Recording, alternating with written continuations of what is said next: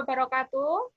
Waalaikumsalam warahmatullahi wabarakatuh. Kita lanjutkan pembelajaran kita kemarin ya anak-anak. Jadi Ya, Bu. pembelajaran kalian kemarin itu sebenarnya sudah berhasil. Jadi pada LKPD 2 kemarin tuh nilainya sudah bagus-bagus.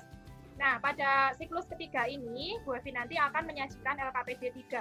Di mana di dalam LKPD 3 itu nanti kalian akan disuguhkan dengan sebuah kegiatan, yaitu mengevaluasi, selanjutnya merevisi. Jadi ini tingkatannya lebih tinggi lagi, karena di sini kalian harus jeli. Begitu. Sebelum memulai pembelajaran, silahkan dipimpin doa dulu. Sebelum pelajaran dimulai, marilah kita berdoa bersama-sama. Berdoa mulai. Doa selesai. Tujuan pembelajaran kita kali ini, kalian itu bisa memperbaiki hasil tulisan kalian itu yang kurang lengkap. Misalkan, penulisan sapaan itu belum sesuai dengan audiens kalian, atau belum sesuai dengan tema kalian, begitu.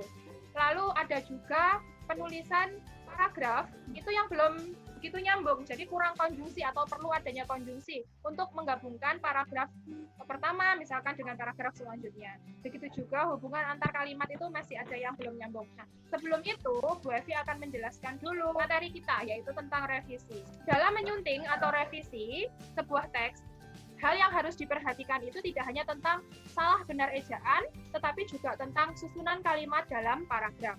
Lalu hubungan antar kalimat tersebut harus padu dan saling berhubungan, sehingga informasinya tidak terputus dan mudah dipahami. Nah, apalagi kalian itu kan membuat sebuah teks ceramah, di mana teks ceramah tersebut mempunyai tujuan, yaitu bisa untuk mengedukasi, menyampaikan informasi, lalu memengaruhi, mengajak, seperti itu. Maka informasinya itu harus jelas, harus terarah, begitu, terstruktur, sehingga step by step informasinya itu tidak boleh terlewat. Lalu tidak boleh ada kalimat yang menyimpang dari topik. Dalam satu paragraf itu kan harus memuat apa, Sinta? Kalimat apa? Kalimat Indo. Ya, disebut kalimat Indo atau kalimat utama. Nah, seperti itu yang Bu Evi maksud. Kenapa kok kalian kemarin Bu Evi minta untuk membuat subtopik?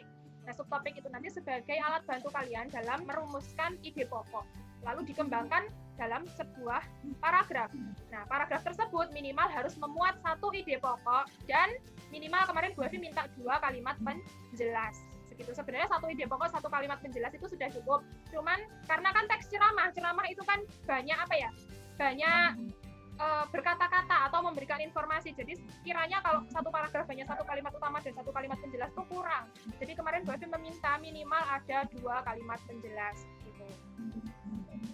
Terus, nah kalimat-kalimat tersebut dalam satu paragraf itu tidak boleh ada yang menyimpang dari topik. Dari materi ini adakah yang ditanyakan? Ada, Bu. Jadi menyunting itu juga ada langkah-langkahnya.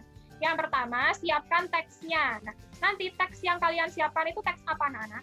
Ceramah. Teks ceramah milik siapa? Milik sendiri. Nah, yang ada di LKPD berapa? 2. Perbaikannya ini nanti kita tuangkan dalam LKPD 3. Kita sekarang akan masuk ke kegiatan penalaran. Bacalah kembali LKPD siklus 2 milikmu. Lalu cermati kembali apakah hubungan antar kalimat sudah terjalin. Jika belum, lakukanlah perbaikan.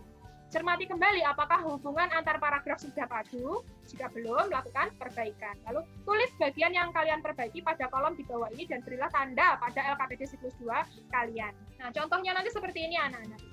Ini adalah letak di mana kesalahan kalian tulis. Maka nanti yang salah itu ada di kalimat kedua. Kalimat kedua paragraf pertama. Kesalahannya itu seperti apa? Misalkan pada kalimat 2 paragraf 1 seharusnya ada konjungsi untuk mengaitkan paragraf 1 dan 2.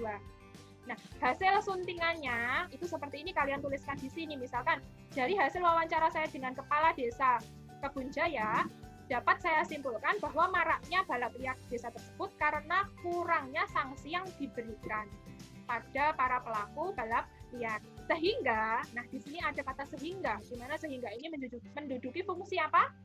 Konjungsi. Konjungsi. Ini nanti boleh berapa? Boleh banyak. Sekalian nemukannya di LKPD kalian. Jadi kalau kalian mau menemukan 10 ya enggak apa-apa begitu. Semakin banyak berarti kan kalian semakin teliti begitu. PSBB total akan kembali diterapkan. Makanan restoran hanya boleh dibungkus. Nah, dimulai dengan salam, benar ya? Setelah salam ini anak-anak, ini seharusnya kalian beri ucapan penghormatan. Ngomong sama masyarakat, berarti misalkan yang terhormat Pak Ibu warga Desa Sukamaju yang berbahagia. Jadi kata-kata itu atau ucapan penghormatan itu harus disampaikan ya anak-anak sesuai dengan siapa audiens kalian. Baru masuk pada kalimat pembuka kalian. Pertama-tama marilah kita panjatkan. Boleh apa tidak kita panjatkan itu sudah sering Bu Evi bahas loh, apa boleh kita panjatkan? Tidak boleh. Harusnya gimana?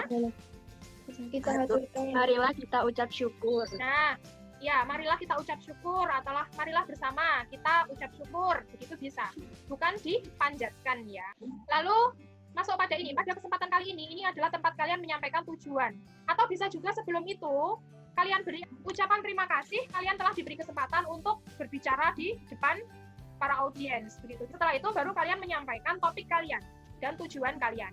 Kalau ini kebetulan gini, pada kesempatan kali ini, gitu ya, ini pada kesempatan ini, tidak apa-apa.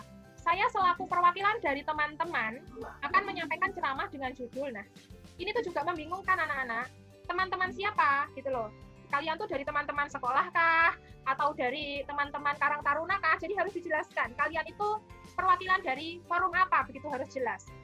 Pada kesempatan kali ini, saya selaku, misalkan saya sebagai perwakilan dari Karang Taruna Desa Sukamaju akan menyampaikan informasi ya, jangan ceramah. Ceramah tuh kayak kesannya menggurui begitu. Benar kita membuat sebuah ceramah, tapi yang disampaikan tuh jangan ceramah. Kita akan menyampaikan informasi dengan topik gitu. Nah, dengan topik PSBB total akan kembali diterapkan. Makanan restoran hanya boleh dibungkus. Nah, apakah tema ini cocok? Maksudnya apakah judul ini tuh cocok dengan audiensnya? Makanya tadi Bu Evi katakan, karena ini kan audiensnya tuh kalian bebas memilih anak-anak. Jadi kan kita akan berangkat dari teks tadi kalian evaluasi, teks berita tadi kalian evaluasi, terus akan kalian produksi ulang menjadi sebuah teks ceramah. Nah di sana kan kemarin Bu Evi meminta kalian untuk menentukan audiens kalian itu siapa, begitu. Kalau audiens kalian itu masyarakat, ya berarti sapaannya atau ucapan penghormatan itu harus masyarakat. Nah kebetulan kalau ini tuh kata-katanya gini, judulnya PSBB total akan kembali diterapkan, makanan restoran hanya boleh dibungkus. Nah ini seharusnya berarti itu masyarakat audiens kalian. Nah kalau di sini kata-kata wali murid itu apakah cocok, begitu bapak-bapak ibu guru wali murid itu apakah cocok? Sedangkan nanti pembahasannya di belakang ini tuh masyarakat, tentang masyarakat, begitu. Jadi kalian tuh bebas mau berbicara di depan siapa, nggak harus kalian sebagai siswa ya. Kalian tuh mau jadi orang dewasa pun, misalkan kalian tuh sebagai ketua, itu juga boleh anak-anak. Nggak harus kalian sebagai siswa gitu.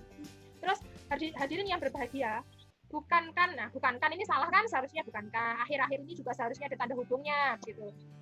Penambahan orang yang positif COVID-19 terus bertambah. Penambahan bertambah. Nah ini cocok apa tidak? Seharusnya bagaimana? Peningkatan jumlah orang yang positif COVID-19 Terus bertambah. Ya, maka dari itu Gubernur DKI Anies Baswedan memutuskan menarik rem darurat dengan kembali menerapkan masa pembatasan sosial berskala besar atau PSBB total. Jadi PSBB total kembali diterapkan. Sejauh ini masih benar. Akan tetapi coba kalian cermati ini. Pelanggan hanya diperbolehkan untuk membungkus. Pelanggan hanya diperbolehkan untuk membawa pulang makanan yang dibelinya. Kata untuk di sini benar apa tidak ada di sini? Aturan ini juga berimbas pada sektor usaha makanan karena nantinya tempat makan seperti restoran dan kafe akan ditutup. Namun, pelanggan tidak diperbolehkan untuk menyantap hidangan di tempat. Nah, seharusnya kalimat ini bisa aja begini, melainkan pelanggan diizinkan atau pelanggan hanya diperbolehkan membungkus makanan yang dibelinya. Jadi kata untuk di sini kurang tepat. Lalu tujuan diterapkan kebijakan ini adalah untuk mencegah penularan COVID-19 di tempat makan. Begitu ya. Kegiatan mengantar makanan dari restoran ke pelanggan masih diperbolehkan karena terdapat berbagai temuan penularan corona terjadi di tempat makanan. Ini kalimat pertama dan kalimat kedua nyambung enggak? Enggak nyambung. Kegiatan mengantar makanan dari restoran ke pelanggan masih diperbolehkan. Karena terdapat berbagai temuan penularan corona terjadi di tempat makan. Loh, nyambungnya di mana? Enggak nyambung. Kalau di sini kalimat pertama, kegiatan mengantar makanan dari restoran ke pelanggan masih diperbolehkan. Seharusnya kalimat kedua misalkan diperbolehkannya sejauh mana? Misalkan pelanggan memesan melalui GrabFood atau pelanggan memesan sendiri ke restoran dengan menjaga jarak, misalkan seperti itu, dijelaskan seperti itu. Tapi kalau karena terdapat berbagai temuan penularan corona terjadi di tempat makan, nah ini seharusnya kalimat utamanya atau kalimat pertamanya ini PSBB berimbas pada tidak diizinkannya pelanggan makan di tempat. makan itu. Karena terdapat berbagai temuan penularan corona terjadi di tempat makan. Nah, itu baru nyambung. Bisa dipahami dari sini? Bisa. Ya. Bisa, Bu. Jadi pesanan diambil. Loh, ini loh lucu. Jadi, nah ini berarti ada tanda kutip, ini berarti ini adalah ujaran seseorang. Bisa jadi itu adalah narasumber, tapi di sini tidak dijelaskan narasumber itu yang berkata siapa. Nah, kalian, meskipun kalian itu ceramah ya anak-anak, kan kita berangkat dari media berita, di mana media berita itu terdapat narasumber atau berita.detik.com. Di sana, misalkan Bapak Handoyo memaparkan, begitu boleh anak-anak. Jadi tidak harus kayak kalian menghilangkan semua orang yang sudah memberikan informasi itu, tidak harus, malah nggak boleh, malah informasi itu dari siapa ya kamu sampaikan di sini. Nah ini jadi pesanan diambil, pesanan diantar, tapi tidak makan di lokasi. Kita bisa memesan makanan lewat online melalui Grab, Gojek, dan lainnya. Selain itu, kegiatan usaha dan perkantoran juga dilarang. Ini tidak nyambung gitu loh. Kalimat ini tidak nyambung siapa yang ngomong, ini pendapat siapa tidak ditulis. Jadi ini tidak boleh, nanti direvisi. Lalu ini di kalimat penutup ini, dapat disimpulkan, ini benar, kalian memberikan penegasan ulang terkait apa yang ingin kalian sampaikan. Dapat disimpulkan bahwa diadakannya PSBB total ini sangat berpengaruh terhadap pemutusan rantai penyebaran COVID-19, khususnya pada restoran. Karena di tempat seperti itulah rawan terjadi penularan virus dikarenakan kegiatan terinfeksi. Segini banyaknya ini satu kalimat anak-anak segini, 1, 2, 3, 4, 5. 5 baris ini satu kalimat itu efektif apa tidak? Tidak ya, ini bahkan bisa jadi 3 kalimat. Nah, seperti ini nanti kalian harus bisa memutus di mana kalimat itu berhenti. Lalu kalian masukkan kalimat baru yang masih nyambung. Nyambungnya dengan menggunakan apa? Dengan menggunakan kata tunjuk entah ini atau tersebut atau itu begitu. Saya ingatkan kembali gitu. Jangan lupa untuk mematuhi protokol kesehatan dengan menerapkan kebiasaan rajin mencuci tangan, bukan berhenti tangan. Rajin mencuci tangan, memakai masker, menjaga jarak. Kan ini kan kebiasaan ya. Kebiasaan itu kan yang melakukan kita. Jadi kata kerjanya itu juga kata kerja kita melakukan, kata kerja aktif. Dan menjauhi keramaian. Belum. Ini tadi kan ini tadi ibaratnya ini adalah LKPD kalian. LKPD kalian tuh sudah kalian obrak-abrik sedemikian rupa. Kalian menemukan ada banyak sekali kesalahan. Kesalahan-kesalahan ini anak-anak silahkan kalian tuangkan ini anak-anak. Lokasinya yang salah tadi di mana aja. Terus wujud kesalahannya seperti apa, selanjutnya hasil suntingan kalian tadi seperti apa, kamu revisi seperti apa tadi. Nah kalau semua sudah kamu tulis di situ, baru di sini kamu tulis teks ceramah yang telah kalian edit. Sunting. Gitu, iya. Dari sini ada yang dibingungkan apa enggak? Beneran, nggak apa-apa bertanya kalau masih ada yang bingung. Aku mau tanya. Iya boleh. Mau tanya pengerjaannya kalau seandainya di buku tulis itu boleh apa enggak Bu nanti dibuat PDF? Oh boleh, boleh sekali. Kalian tuh mengerjakan di buku tulis boleh sesuai dengan format ini. Lalu nanti di foto selanjutnya dirubah jadi PDF boleh. Batas pengumpulannya sampai kapan? Tadi sudah saya informasikan sampai Jam Besok jam 11 siang. iya besok hari Selasa pukul 11 siang. Dikumpulkan di grup Telegram kita ya nak. Silahkan diposting di sana dengan format PD3 gitu. Dikumpulkan di grup Telegram kita. Tidak, tidak. Nanti jangan lupa untuk mengisi daftar hadir ya. Linknya Bu Evi share di grup Telegram kita. Tapi sebelum Bu Evi akhiri, Bu ulang kembali deh. Jadi tugas kalian itu nanti adalah menyunting. Di mana suntingan itu nanti tidak saja terkait dengan ejaan dan tanda baca, tetapi juga hubungan antara kalimat dengan kalimat dalam paragraf dan hubungan antara paragraf satu dengan paragraf yang lainnya. Dan jangan lupa juga untuk memperhatikan keutuhan informasi. Begitu, jadi informasinya tuh harus utuh. Pesan kalian tadi itu apa, itu harus terstruktur begitu. Jangan terbolak-balik. Karena kan kita tuh menyampaikan informasi itu bisa ditangkap kalau urut penyampaiannya gitu. Lalu pengumpulan tugasnya pukul 11 siang hari Selasa di grup Telegram kita. Rizka, kamu berikan kesimpulanmu dari belajar kita hari ini, kita dapat apa? Pembelajaran hari ini kita dapat merevisi atau menyunting teks ceramah agar menjadi teks ceramah yang padu dan mudah dipahami. Nah ya, jangan lupa juga untuk mengurutkan informasi tersebut atau memperhatikan kesatuan informasi. Ya, pembelajaran dari akhir ini. Wassalamualaikum warahmatullahi wabarakatuh. Waalaikumsalam warahmatullahi wabarakatuh.